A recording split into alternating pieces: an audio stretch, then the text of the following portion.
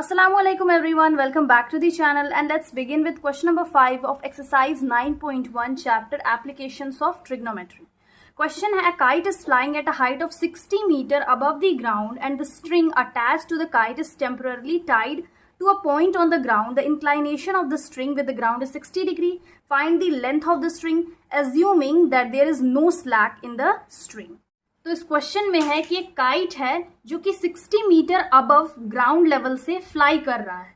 The string is attach to a kite, means यहां पे एक काइट है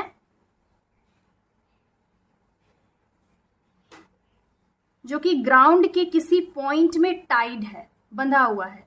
the inclination of the string with the ground, और ground level से means अगर ये ग्राउंड है तो यहां पे ये एंगल बना रहा है 60 degree. Find the length of the string, और यहाँ पे इसका हाइट गिवन है कि जो काइट है वो कितने हाइट के ऊपर फ्लाई कर रहा है. मीन्स ये हाइट 60 मीटर है अबव द ग्राउंड.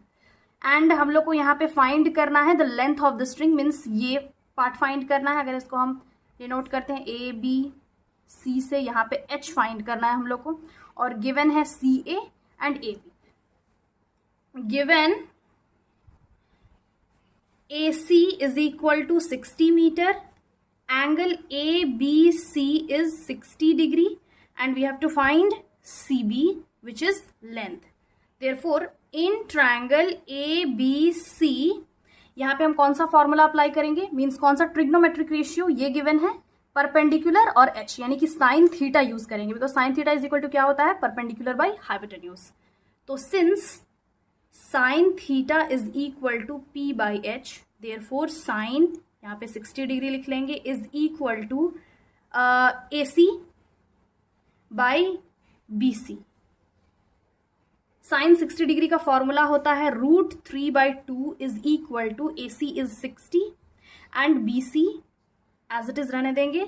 देन अब इसको हम ऊपर लेके जाएंगे. Then B C is equal 60 into 2 divided by √3. ये हो जाएगा 6 2 12 120 by √3.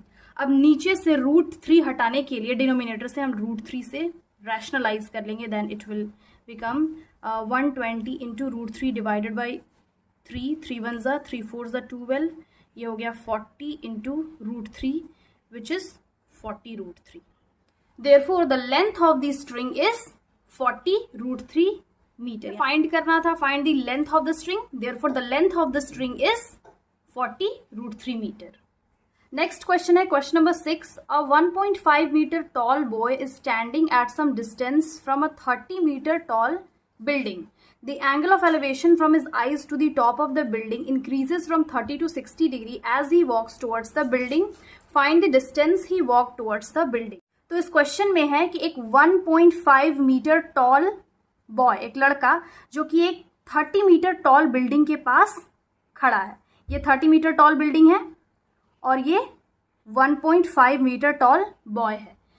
Eight some distance from 30 metre tall building, angle of elevation from his eyes. अब जैसे ही वो बॉय इस बिल्डिंग के टुवर्ड्स वॉक करता है तो उसका एंगल ऑफ एलिवेशन 30 डिग्री से लेके 60 डिग्री तक इंक्रीज होता है. मीन्स ये एंगल है 30 डिग्री.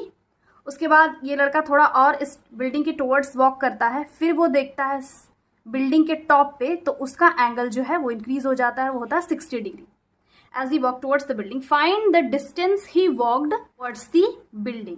मीन्स हम लोग को ये डिस्टेंस फाइंड करना है, वो कितना डिस्टेंस उस बिल्डिंग के टुवर्ड्स वॉक किया, वो डिस्टेंस फाइंड करना है. तो इसको हम डिनोट कर लेते हैं A B C D E. इसको डिनोट कर लेते हैं एफ से ये पॉइंट. फिगर समझ में आ गया, इसका हम लोग सॉल्यूशन देख लेते हैं. यहाँ पे गिवन क्या क्या है पहले वो लिख लेंगे. गिवन इस फिगर के अकॉर्डिंग ए बी क्या है 1.5 मीटर है एंड EC है 30 मीटर. अगर EC 30 मीटर है तो ED कितना होगा, obviously ED is equal to हम लिख सकते हैं EC minus DC. EC minus DC. अब EC यहाँ पे क्या है, ये पूरा है, ये जो बिल्डिंग है उसका पूरा हाइट क्या है 30 मीटर. अब DC क्या है, अगर ये 1.5 मीटर है तो ये भी 1.5 मीटर होगा। तो इसमें से अगर 30 मीटर में 1.5 मीटर हम माइनस कर देंगे तो यहाँ पे क्या आ जाएगा 28.5 मीटर। तो ED क्या आ गया 28.5 मीटर। ये अब हम लोग को फाइंड करना है ये, तो इसको अब हम कैसे सॉल्व करेंगे, पहले ये ट्रायंगल फाइंड करेंगे EAD, इसका पूरा बेस फाइंड करेंगे, देन फिर दूसरा ट्रायंगल EFD, इसका बेस फाइंड करेंगे, और टोटल ये जो बेस आएगा उसमें से ये माइनस कर देंगे, ये जो डिस्टेंस है वो डिस्टेंस आ जाएगा। हम फाइंड कर लेते हैं। In triangle EAD means this triangle, इस ट्रायंगल में यहाँ पे हम कौन सा ट्रिग्नोमेट्रिक रेशियो यूज करेंगे, ऑब्वियसली बेस बाय परपेंडिकुलर या फिर perpendicular by base. P by B किस में आता है, tan में आता है। तो since tan theta is equal to होता है P by B, therefore tan 30 degree is equal to, यहाँ पे परपेंडिकुलर है ED और बेस है AD। tan 30 डिग्री का वैल्यू होता है 1/√3 इज इक्वल टू ED है 28.5 और AD हम लोग को फाइंड करना है, तो ये हो जाएगा AD is equal to 28.5 into √3 which is AD 28.5√3। AD आ गया, तो यहाँ पे एक ट्रायंगल का आ गया। अब दूसरा ट्रायंगल का फाइंड करेंगे। इन ट्रायंगल EFD, यहाँ पे भी tan यूज होगा, परपेंडिकुलर बाय बेस, तो डायरेक्टली यहाँ पे लिख लेते हैं tan, यहाँ पे 60 डिग्री एंगल होगा, tan 60 degree is equal to ED by FD। tan 60 degree का वैल्यू होता है √3, डायरेक्टली √3 इज इक्वल टू, अब यहाँ पे ED है 28.5 और FD फाइंड करना है, तो ये हो जाएगा FD is equal to 28.5 divided by √3। अब सिंस यहाँ पे हम लोग को फाइंड क्या करना है AF, तो AF इज इक्वल टू हम लिख सकते हैं AD माइनस FD, बिकॉज ये फुल में से इतना माइनस कर देंगे तो ये डिस्टेंस जो है वो आ जाएगा।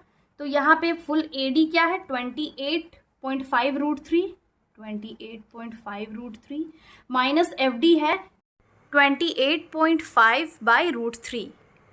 अब यहाँ पे 28.5 कॉमन है, तो 28.5 हम कॉमन निकाल लेंगे, अंदर बचेगा √3 माइनस 1/√3 इज इक्वल टू, यहाँ पे एलसीएम ले लेंगे तो ये हो जाएगा 28.5 √3 इंटू √3 ऑब्वियसली 3 हो जाएगा, minus 1/√3, then this will be equal to 3 minus 1/√3 और साथ में 28.5 ही है, 28.5 which is equal to 28.5 into 3 में 1 माइनस करेंगे आ जाएगा 2 डिवाइडेड बाय √3। अगेन √3 से रैशनलाइज करेंगे, √3/√3 which is equal to 28 into 2 multiply करेंगे, अच्छा बाद में मल्टीप्लाई कर लेते हैं, इंटू 2 डिवाइडेड बाई √3 इंटू √3 क्या हो जाएगा 3 और ये साथ में √3 भी है।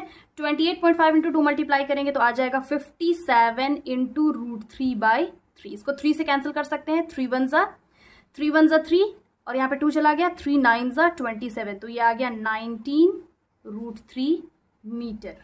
देयरफॉर या फिर hence the distance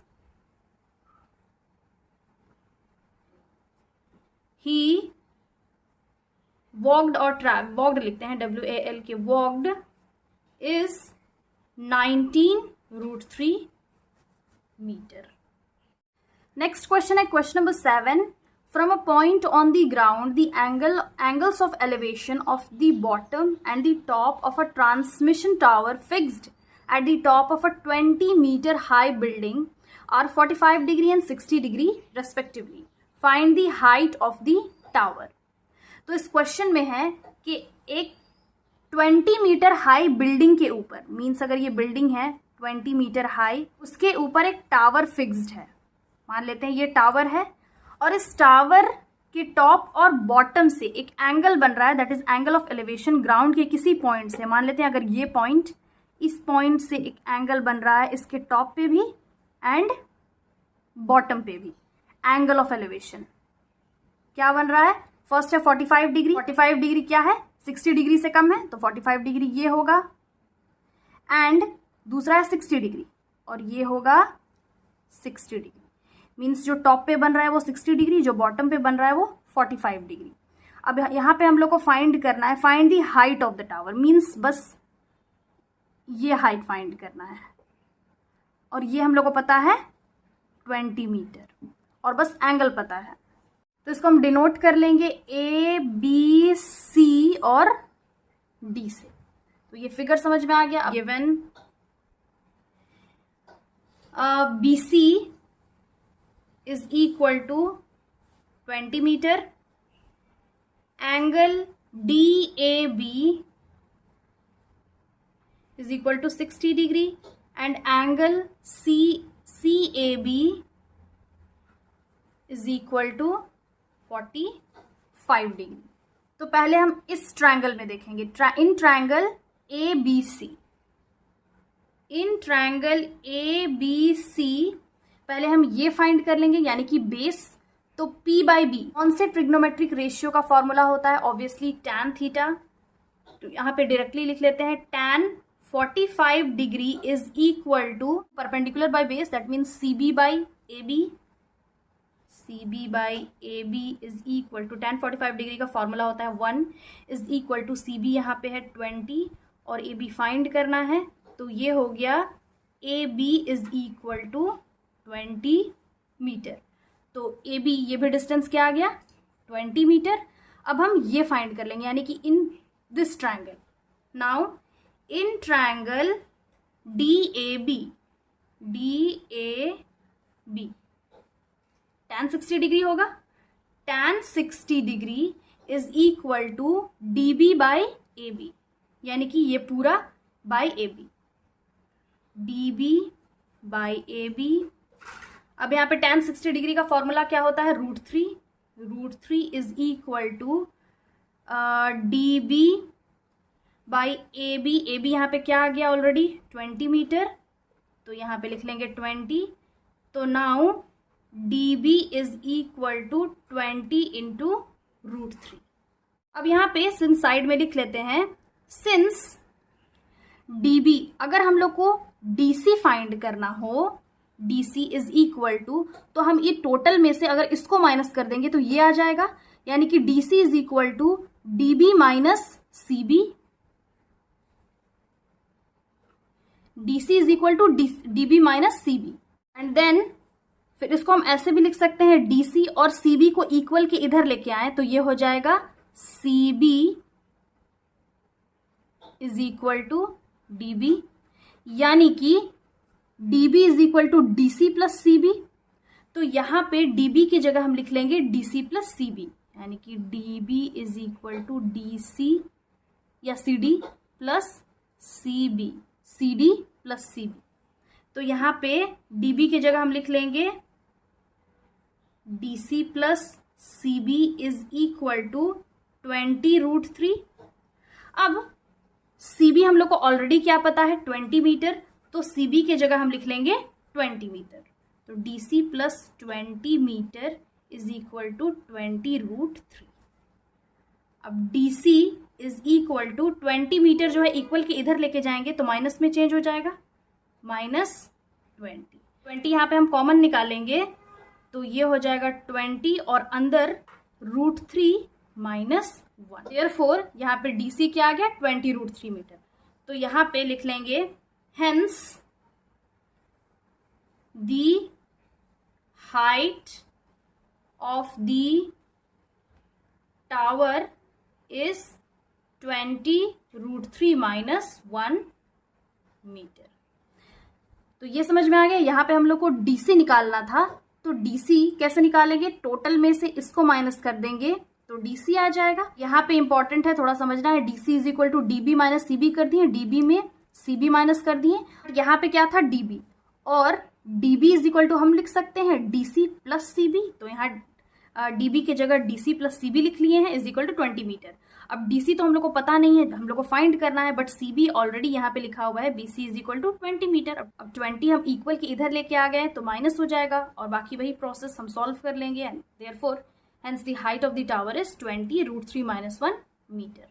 So this was the solution. I hope समझ में आ गया होगा. Again I'll be back with the next video solving the next questions of this exercise. Till then, have a nice day. Thanks for watching.